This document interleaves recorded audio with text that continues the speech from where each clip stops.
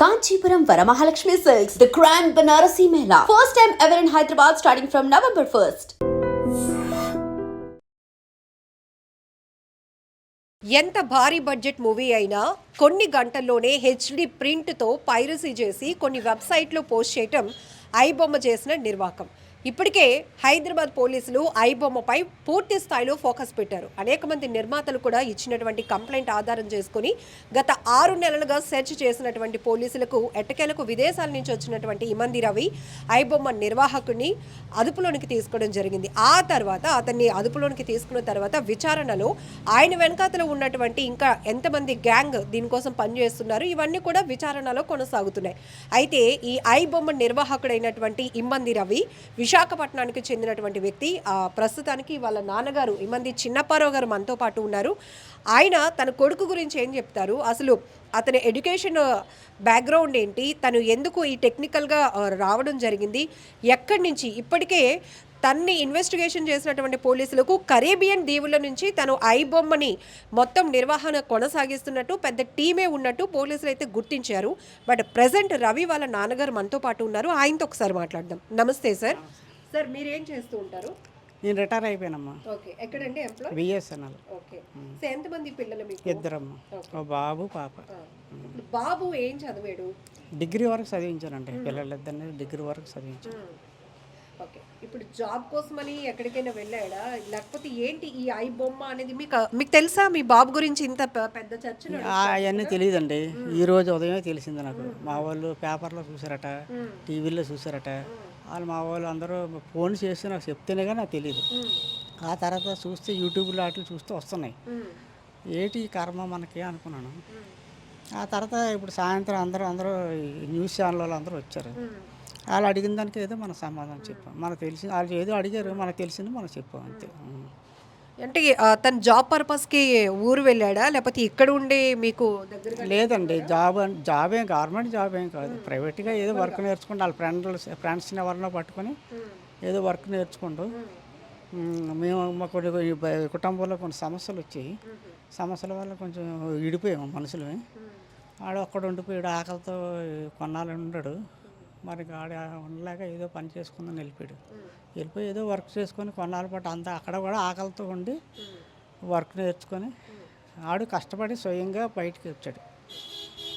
మీరు బిఎస్ఎన్ఎల్లో retired employee, అంత కొంత అది గవర్నమెంట్ జాబే. బాబు డిగ్రీ వరకు చదివించారు. అంత ఆకలితో ఉండాల్సినటువంటి పరిస్థితులు ఏమొచ్చాయి? నేను లేనండి ఇంటికాడ, నేను లేను. నాకు చెప్పుతాను కదా ఇంట్లో సమస్యలు వచ్చాయని. నేను వేరే వెళ్ళిపోయాను. నేను ఆ ఇల్లు అద్దెకి ఇచ్చామమ్మా. అద్దెకిచ్చి ఇంకో దగ్గరికి వెళ్ళిపోయాము. మళ్ళీ ఆ తర్వాత మళ్ళీ ఇక్కడికే వచ్చాము. తర్వాత నేను నా మటుకు నేను మీతో కలిసి ఉండను అని వేరే వెళ్ళిపోయాను. వేరే వెళ్ళిపోతే ఇంకా అందరూ ఎవరి మట్టుకు విడివిడిగా అయిపోయాం. నలుగురు అయిపోయేసరికి ఆడు మనసు తిరిగి ఆడు ఆకలితో ఎన్నాళ్ళు ఉంటాడు. ఆడేదో ఆడి దారి ఏదో ఎత్తుక్కున్నాడు. ఆకలితో ఉండడం అంటే అనేక పనులు చేసుకొని బ్రతకొచ్చు, జీతం వస్తుంది, అవన్నీ మరి మనం ఉండి కష్టపడలేడు, కూలి చేసుకోలేడు, చదువుకున్నాడు కదా కుర్రాడు. మరి మనమా ఉద్యోగాలు ఇప్పించలేము.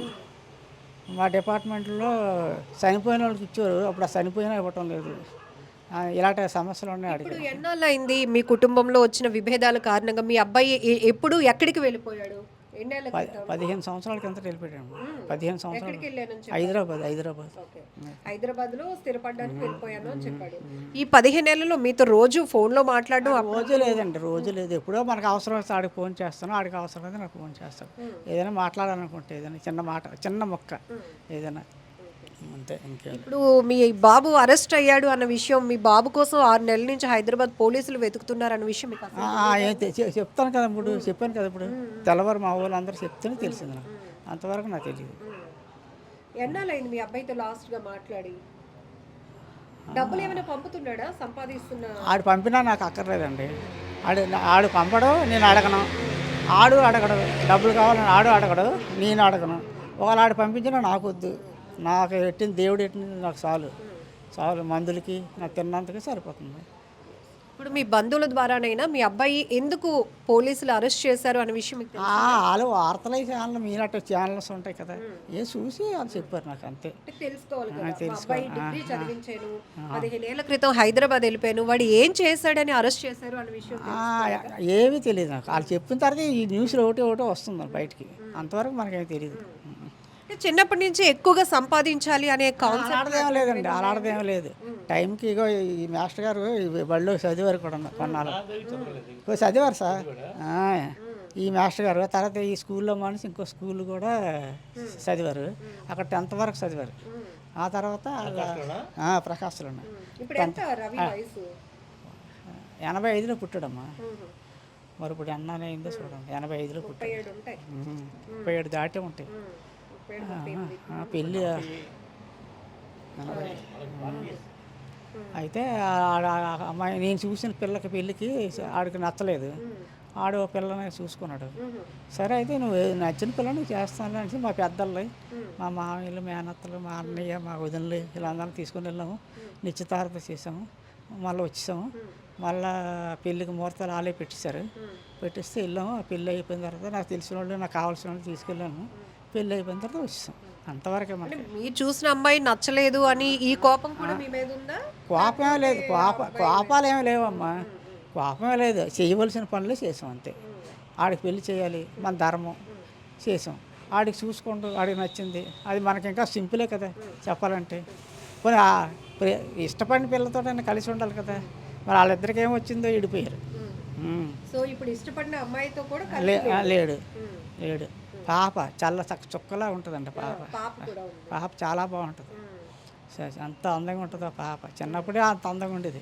మరి ఇప్పుడు 7వ సంవత్సరం 8వ సంవత్సరం దానికి. పెద్దయినా మీరు చెప్పండి, ఒక గౌరవమైన వృత్తి మీరు చేస్తున్నారు, రిటైర్ అయ్యారు, నా కొడుకు కూడా అలాగే సెటిల్ అవ్వాలి, మంచి మార్గంలో ఉండాలని అందరూ. నేను గవర్నమెంట్ ఉద్యోగమ్మా, నాకు బతికినన్నాళ్ళు పెన్షన్ ఇస్తుంది. దానికి అలా కాదు కదా, ప్రైవేట్ పని ఎన్నాళ్ళు చేసినా ప్రైవేటే కదా.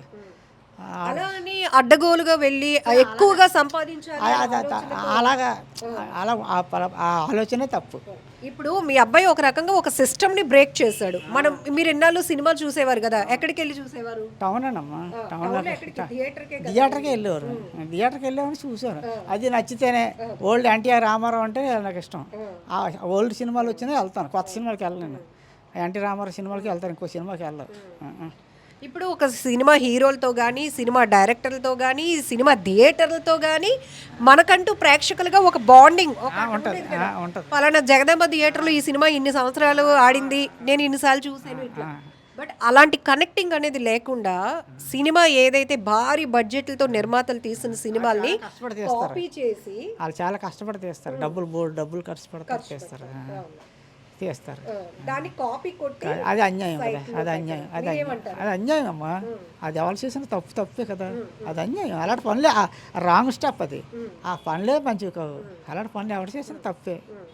మన చట్టానికి మనం తల ఒగ్గాలి కానీ చట్టం కాడ ఇలాగ ఎదురుగా ఉండకూడదు. చట్టం అంత కళ్ళు మూసుకొని ఉండదు కదా. మనం ఏం పని చేసినా చట్టానికి అనుకుగా ఉండాలి. అమ్మాయి రవి సమర్థించుకునే మాటల్లో పేదవాళ్ళు థియేటర్ వరకు వెళ్ళలేకపోతున్నారు, అంతమంది వెళ్ళినా కూడా టికెట్లు కొని పెట్టుకోలేకపోతున్నారు, కాబట్టి నేను ఇలా కాపీలు చేసి పైరసీలతో.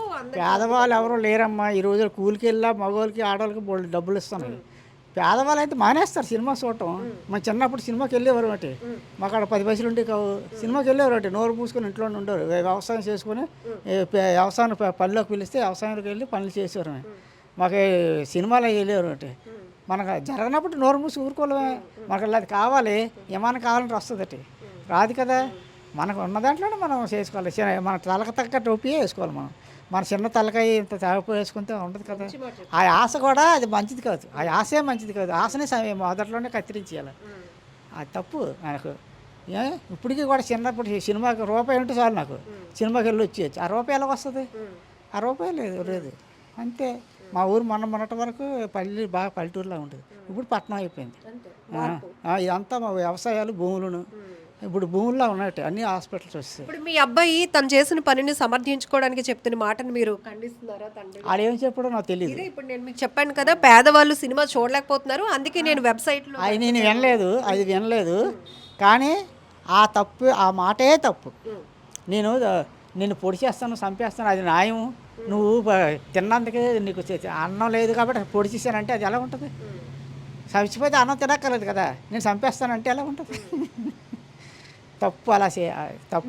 మీరు అన్నారు ఒక మాట, తండ్రిగా మీ బాధ మాకు అర్థమవుతోంది. అంటే అతను డిగ్రీ చదివాడు, నేను జాబ్ చేస్తున్నాను, అయినా కూడా చిన్న విభేదాల వల్ల దూరం అయిపోయాడు, ఎన్నాళ్ళు ఆకలితో ఉంటాడు, నాకంటూ ఒక ఎంప్లాయీని కాబట్టి నేను బతుకుతున్నాను, నా కొడుకు అవకాశం లేదని. బట్ మీ కొడుకు అకౌంట్లో 3 కోట్ల రూపాయలు ఫ్రీజ్ చేశారు పోలీసులు. ఇది నమ్మసక్యంగా మీరు చెప్తేనే నాకు మైండ్ బ్లాంక్ అయిపోతుంది. రూపాయలు మరి అదే ఊహకి అందలేని మాట నాకు. మరి మీరే కాదు, మీకంటే 3 మంది ముందు వచ్చారు విలేకరులు, వాళ్ళందరికీ అది చెప్పారు. నాకు ఊహ అందని మాట అది.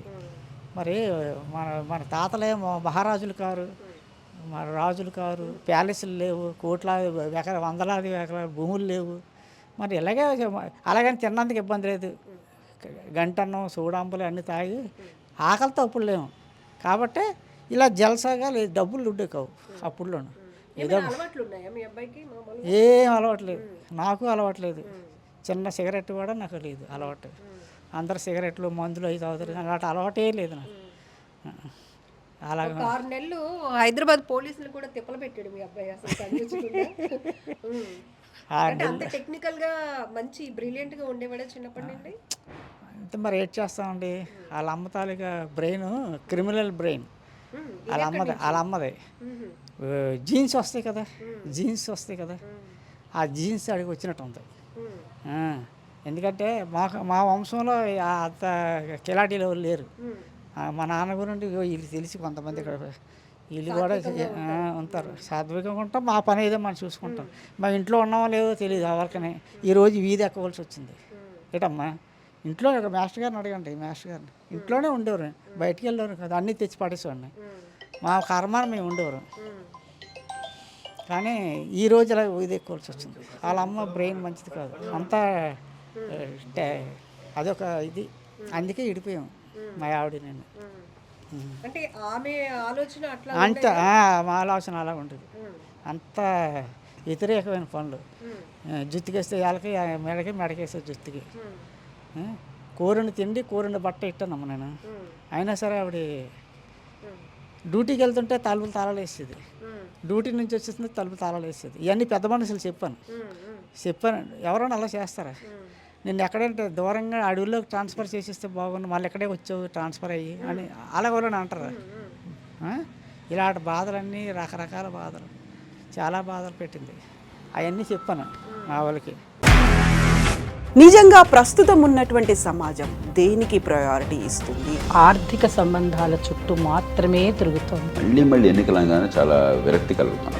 మంచి అనిపిస్తుంది కదా, లేడీస్ కూడా ఛాలెంజింగ్ జాబ్స్ చేసినప్పుడు చాలా బాగుంటది. ట్రాఫిక్ అసిస్టెంట్స్ గా నియమించిన ట్రాన్స్జెండర్స్ అందరితో సాల్యూట్ చేయించుకుంటున్నారు. ఫుడ్ డెలివరీ ఇవ్వటానికి వెళ్ళినటువంటి డెలివరీ బాయ్ అనిల్ పై కళ్ళ ముందు